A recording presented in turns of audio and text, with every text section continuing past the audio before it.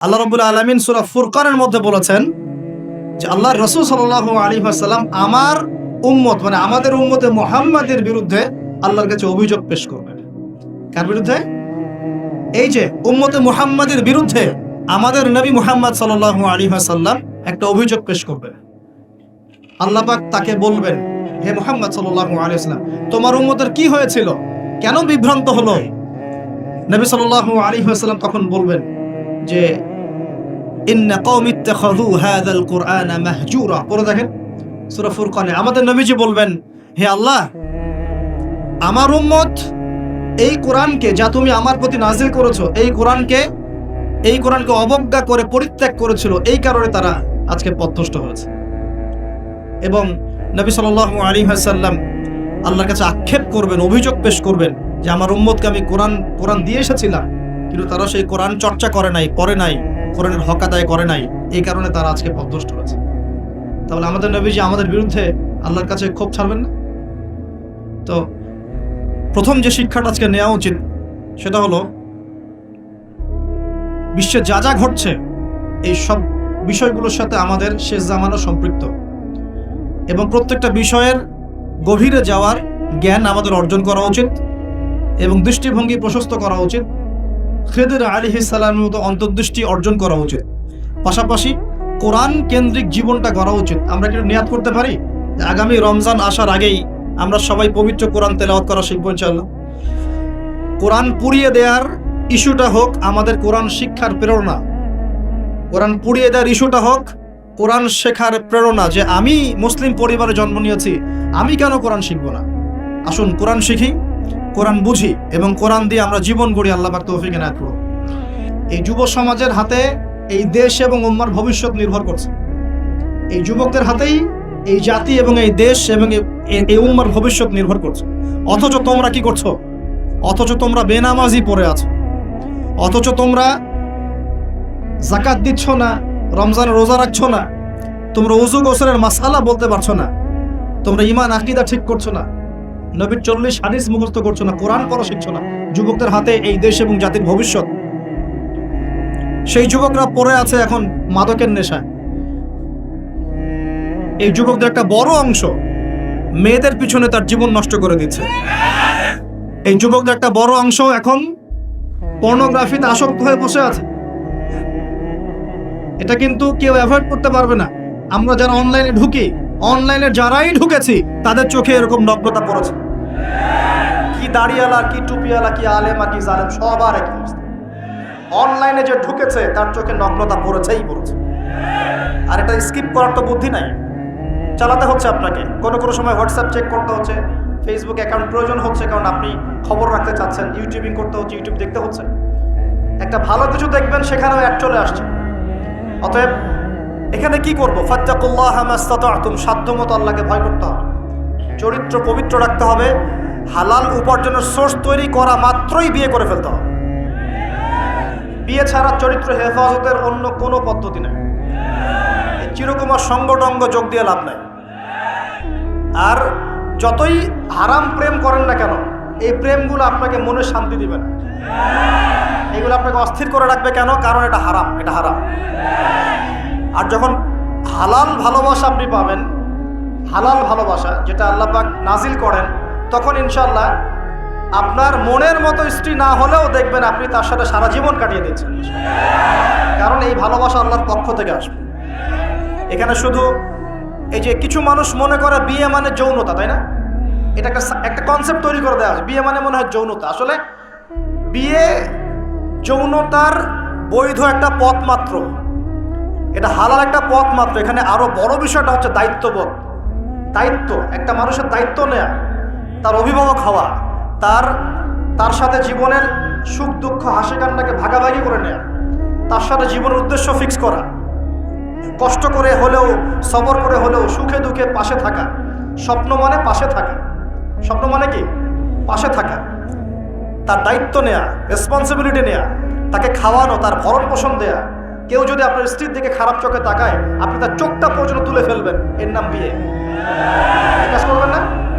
এই কাজ করবেন। তো এখানে যৌনতা মানেই মনে হয় যৌনতা, বিষয়টা এমন নয়। এখানে অনেক বিষয় জড়িত আছে। এই কারণে একটা পবিত্র সম্পর্ক, এটা মিসাকুন গালিজ, এটা কঠিন অঙ্গীকার আল্লাহর পক্ষ থেকে। এই কারণে দেখা যায় অনেক চড়াই উতরাই পার হলেও বৈবাহিক সম্পর্ক ঠিক থাকে না? কিন্তু যত দিন যাচ্ছে কি হচ্ছে, এই ভাঙনগুলো বাড়ছে। কেন বাড়ছে?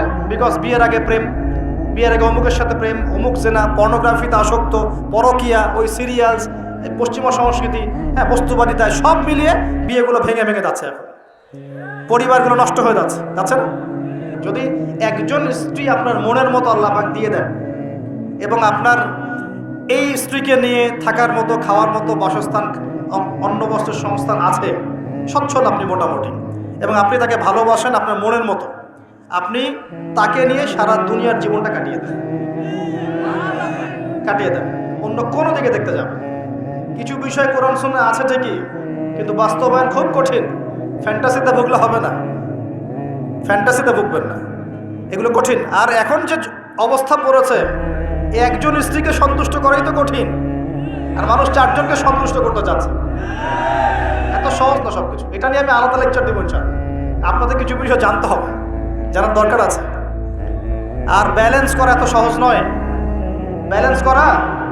সহজ নয়, সর্বোচ্চ চেষ্টা করার পরেও দেখবেন, সর্বোচ্চ চেষ্টা করার পরেও দেখা যাবে দিন শেষে আপনি অপরাধী হয়ে বসে আছেন। আর আমি একটা লেকচারে বলেছি না, পুরুষ মানুষ বোকা। পুরুষ মানুষ কেন বোকা? কারণ সে সবাইকে খুশি করতে চায়। সে চায় মা সুখে থাক, বোন সুখে থাক, স্ত্রী সুখে থাক, যদি আরও স্ত্রী থাকে ও সুখে থাক, সন্তানরা সুখে থাক, সবাই ভালো থাক। এবং তাদের ভালোর জন্য তারা কত কষ্ট করে, দিন রাত ডিউটি করে, অফিসে যায় আসে, জ্যাম ফেস করে, মানসিক প্রেশার নেয়, শারীরিক প্রেশার নেয়, তাই না? অথচ এই কষ্ট কিন্তু মহিলারা বোঝে না, সবাই বোঝে না। আছে অনেক ভালো স্ত্রী আছে, কিন্তু সবাই কিন্তু বোঝে না। মনে করে যে পুরুষ মানুষ মনে হয় ভোগবাদী, খালি মেয়েদেরকে ভোগ করতে চায়। অথচ সবাইকে সুখে রাখার এই চেষ্টায় একজন পুরুষ দিন শেষে নিজেই সুখী হয় না। বহু পুরুষ শেষ বয়সে গিয়ে একাকিত্বে ভোগে, একা হয়ে যায়। এই জন্য বলছি, ফ্যান্টাসি বাদ দিয়ে হালাল রিজিক হয়েছে, একটা নেককার পরহেজগার মেয়ে দেখে বিয়ে করে ফেলে, ব্যাস তাকে নিয়ে দুনিয়ার ছোট্ট জীবনটা কাটিয়ে দেন। আর জান্নাতে তো হুর করে অপেক্ষা করছে ইনশাআল্লাহ। কি মনে করেন অপেক্ষা করছে না? এই লেকচার বাসায় গেলে কি হবে আমার অবস্থা আমি জানি না, কিন্তু বলছি আছে তো, সবচেয়ে শেষে যারা জান্নাতে যাবে, একদম লাস্টে, তাদের প্রত্যেককে আল্লাহ পাক কমপক্ষে 2 জন করে হুর দিবেন। আর যারা আল্লাহ রাব্বুল আলামিনের রাস্তায় শহীদ হয়ে গেছে, এখনো যাচ্ছে বা হয়েছে বা হবে, তারা কি 72 জন, কতজন? 72 জন হুর আল্লাহ রাব্বুল আলামিন দিবেন। বাস ইস্যু তৈরি করে দিলাম, এখন নাস্তিকরা লেগে পড়বে, এতগুলো মেয়ে কেন, কি, ইত্যাদি ইত্যাদি। এসব বিষয়ের দিকে আমাদের দেখার দরকার নেই। আল্লাহ পাক আমাকে আপনাকে দিলে ওর কি কোনো সমস্যা? প্রিয় ভাইয়েরা, যুবকদের কথাই বলছিলাম, এখন এই যুবকদের হাতে দেশের ভবিষ্যৎ, উম্মার ভবিষ্যৎ। কিন্তু বাস্তবতা হচ্ছে আমরা বেশিরভাগ পর্নোগ্রাফিতে আসক্ত হয়ে গেছি, হারাম সম্পর্কে আসক্ত, হারাম রিজিকে আসক্ত, মাদকে আসক্ত। এখান থেকে বেরিয়ে আসতে হবে। বেরিয়ে আসার পদ্ধতি কি? এই যে আমার হাতে যে কিতাব দেখছেন, আল কোরআন, এই কোরআন আপনার সমস্ত হতাশা দূর করে দিবে ইনশাআল্লাহ। এই কোরআন আপনার সমস্ত কষ্ট দূর করে দিবে ইনশাআল্লাহ। মানুষ বেকারত্বের সমস্যায় ভোগে, পারিবারিক চাপে পড়ে, হ্যাঁ, বন্ধু বান্ধবদের পাল্লায় পড়ে, বা গার্লফ্রেন্ড চলে গেছে ছেড়ে, এইসব কারণে মাদকের কাছে যায় শান্তি পাওয়ার জন্য।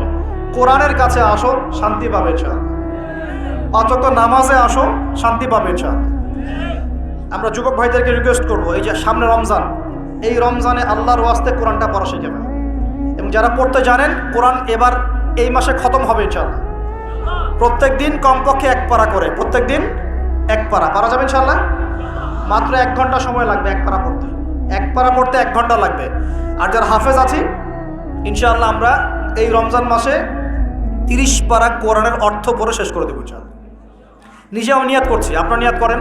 এই পুরো রমজানে আলিফ লাম মিম থেকে শুরু করে মিনাল জিন্নাতি ওয়ান নাস পর্যন্ত একবার হলেও অর্থ সহ পড়ে শেষ করবো ইনশাআল্লাহ। পারা যাবে ইনশাআল্লাহ। আমরা দোয়া করি আল্লাহ পাক আমাদের সবাইকে রমজানে পৌঁছে দিন এবং আমাদেরকে রমজানে বরকত দান করুন। পুরো বিশ্বের প্রেক্ষাপটটা বুঝবেন। বিশ্বে এরকম যুদ্ধ বিগ্রহ চলছে এবং সারা বিশ্বে পশ্চিমাদের দ্বারা নির্যাতন থেকে বের হতে হলে আমাদের শক্তি বৃদ্ধি করতে হবে।